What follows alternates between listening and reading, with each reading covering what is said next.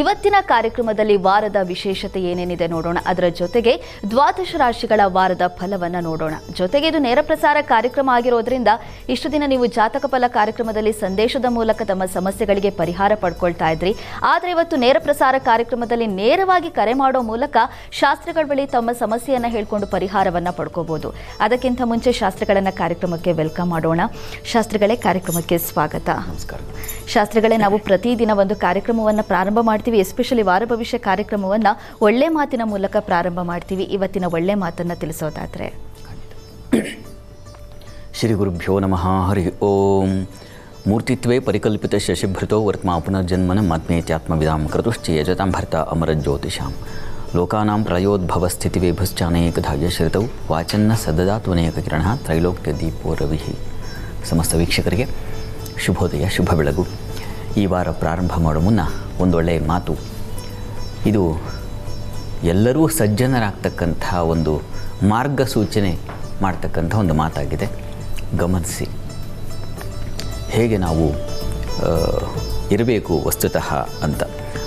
ಅಯಂ ಸ್ವಭಾವ ಸ್ವತಯೇವ ಯತ್ಪರ ಶ್ರಮಾಪನೋದ ಪ್ರವಣಂ ಮಹಾತ್ಮಾನಂ ಸುಧಾಂಶುರೇಶ ಸ್ವಯಮರ್ಕ ಕರ್ಕಶ ಪ್ರಭಾ ಅಭಿತಪ್ತಮವತಿ ಕ್ಷಿತಿಕಿಲ ಅಂತ ಈ ಸುಭಾಷಿತ. ಏನಪ್ಪ ಇದರ ಅರ್ಥ ಅಂತಂದರೆ, ಬಿಸಿಲಿನಿಂದ ಬೆಂದು ಹೋದ ಭೂಮಿಯನ್ನು ತಣ್ಣಗಾಗಿ ಮಾಡಲು, ತಂಪಾಗಿಸೋದಕ್ಕೆ ಹೇಗೆ ಚಂದ್ರ ತಾನಾಗಿ ತಾನು ಉದಯಿಸ್ತಾನೋ ಆ ರೀತಿಯಲ್ಲಿ ಮತ್ತೊಬ್ಬರು ಕಷ್ಟಕ್ಕೆ ಸಿಕ್ಕಾಕ್ಕೊಂಡಿದ್ದರೆ ಯಾರ ಮಾತು ಕೇಳದೆ, ಸ್ವತಃ ಅವ್ರು ಕರೀಲಿ ಇವ್ರು ಕರೀಲಿ ಅಂತ ನಿರೀಕ್ಷೆಯೇ ಮಾಡದೆ ಸಜ್ಜನರೆಲ್ಲ ಬಂದು ಆ ಯಾರಿಗೆ ತೊಂದರೆಯಾಗಿದೆಯೋ ಅವರಿಗೆ ಶಮನ ಮಾಡ್ತಕ್ಕಂಥದ್ದು, ಅವರ ನೋವನ್ನು ನೀಗಿಸ್ತಕ್ಕಂತಹ ಕಾರ್ಯವನ್ನು ಮಾಡ್ತಾರೆ ಅನ್ನೋದನ್ನು. ಆ ರೀತಿಯಲ್ಲಿ ಚಂದ್ರ ಹೇಗೆ ಇಡೀ ಭೂಮಿಗೆ ತಂಪನ್ನು ಉಂಟು ಮಾಡ್ತಾನೋ ಆ ರೀತಿಯಲ್ಲಿ ಕಷ್ಟದಲ್ಲಿರ್ತಕ್ಕಂಥವ್ರಿಗೆ, ಕಷ್ಟದಲ್ಲಿದ್ದಾರೆ ಆಲ್ರೆಡಿ, ಕೆಲವರ ಸ್ವಭಾವ ಹೇಗಿರುತ್ತದೆ ಅಂದರೆ, ಕರೀಲಿ ಬಿಡು, ಕೇಳಲಿ ಬಿಡು, ಅವರಾಗವರು ಬರಲಿ, ದೀನರಾಗಿ ನಮ್ಮನ್ನು ಬಂದು ಯಾಚನೆ ಮಾಡಲಿ, ಕೇಳ್ಕೊಳ್ಳಿ, ನಂಗೆ ಕಷ್ಟ ಇದೆ ಅಂತ, ಆಗ ಹೋದ್ರಾಯ್ತು ಅಂತ. ಅಥವಾ ಇನ್ನೇನು ಊರು ಹಾಳಾದ್ಮೇಲೆ ಊರು ಬಾಗ್ಲಾಕರು ಅಂತಾರಲ್ಲ, ಆ ರೀತಿಯಲ್ಲಿ ಕೆಲವೊಮ್ಮೆ ಎಲ್ಲ ಮುಗಿದ ಮೇಲೆ ಕೊನೆಗೆ ಹೋಗಿ ಏನೋ ಸಹಾಯ ಬೇಕಿತ್ತ ಅಂತ ಕೇಳ್ತಕ್ಕಂಥ ಸ್ವಭಾವ ಕೆಲವರಲ್ಲಿ. ಅದಲ್ಲ ಅಂತ. ಅವರಿನ್ನೂ ಕಷ್ಟಕ್ಕೆ ಸಿಕ್ಕಾಕ್ಕೊಳ್ತಾ ಇದ್ದಾರೆ ಅಂದ ತಕ್ಷಣವೇ ಅವರು ಬಂಧುಗಳೋ, ಇಷ್ಟರೋ, ಸ್ನೇಹಿತರೋ ಅಥವಾ ನಮ್ಮ ಶತ್ರುಗಳೇ ಆಗಿರಬಹುದು, ಎಷ್ಟೋ ಬಾರಿ ನಮಗೆ ಕೇಡನ್ನು ಬಯಸಬಹುದು.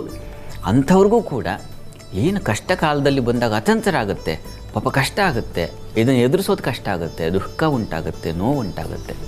ಆ ಸಂದರ್ಭ ದೊಡ್ಡವ್ರ ಸ್ವಭಾವ ಹೇಗಿರುತ್ತಪ್ಪ ಅಂದರೆ, ಅವರು ಕೇಳದೆಯೇ ಬಂದು ಏನಾದ್ರು ಸಹಾಯ ಬೇಕಾ, ಈ ಕಷ್ಟ ಕಾಲದಲ್ಲಿ ಯಾವ ರೀತಿಯಲ್ಲಿ ನಾನು ಸಹಾಯ ಮಾಡಲಿ, ಹೆಲ್ಪ್ ಮಾಡಲಿ, ಈ ರೀತಿಯಲ್ಲಿ ಅವರ ದುಃಖವನ್ನು ಹೇಗಪ್ಪ ನೀಗಿಸೋದು ಅಂತ ಯೋಚನೆ ಮಾಡ್ತಾರಂತೆ. ಯೋಚನೆ ಮಾಡೋದಷ್ಟೇ ಅಲ್ಲ, ಆ ಕಾರ್ಯಕ್ಕೆ ತೊಡಗ್ತಾರಂತೆ ದೊಡ್ಡವರು.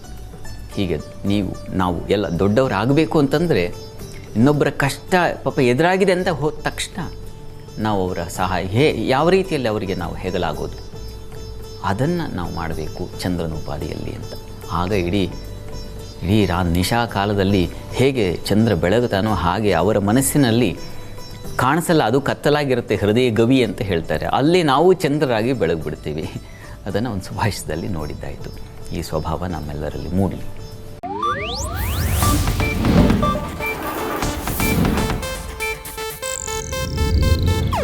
ಇದು ಏಷ್ಯಾನೆಟ್ ನ್ಯೂಸ್ ನೆಟ್ವರ್ಕ್ ಪ್ರಸ್ತುತಿ.